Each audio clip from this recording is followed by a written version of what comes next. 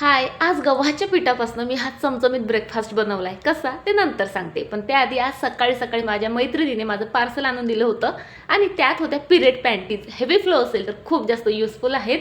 त्यानंतर इतक्या पिहूने माझी हेल्प करायचं जरा जास्तच मनावर घेतलं, म्हणून त्याने पूर्ण बेडरूम आवरली. सो रिवॉर्ड देणं तर बनतंच नाही का. म्हणून सकाळी सकाळी त्याला मस्त ही कुल्फी दिली, जी मी घरीच बनवलेली आहे. त्यानंतर वॉटर पार्क फिरून झाल्यावर टॅनिंग तर तुम्ही समजूच शकता, म्हणून इथे बेसन आणि आलूचा रस घालून जे आहे मस्त असं फेस पॅक बनवलं. आता ते सुकेस्तोवरचा वेळ हा असा युटिलाइज केला. त्यानंतर स्किन जरा ड्राय फील होत होती, म्हणून ही विटॅमिन ईची कॅप्सूल ती चेहऱ्यावर डायरेक्टली लावून मस्त असं चेहऱ्याला मसाज दिली. तुम्ही ही अशीही यूज करू शकता किंवा फेस पॅकमध्येही ॲड करून लावू शकता.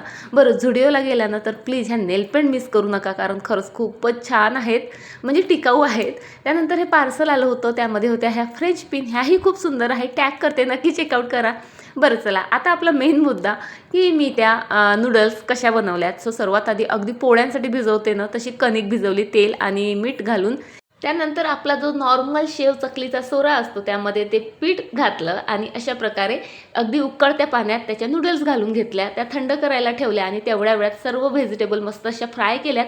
अगदी नॉर्मल नूडल्स बनवतो तसंच. वरनं त्यामध्ये काळे मिरे वगैरे घातले, थोडासा कोथिंबीर वगैरे घालून ते जे आहे सर्व केलं. एक दोन जे आहे सॉसेस पण घातले होते बरं का. आणि बिलीव्ह मी, ह्या नूडल्स ओळखायलाही येत नव्हत्या की घरी बनवल्यात, तेही गव्हाच्या पिठापासून. म्हणून चला नूडल्स खाल्ल्या. त्यानंतर आता इव्हनिंग वॉक घेऊन येते. बाय.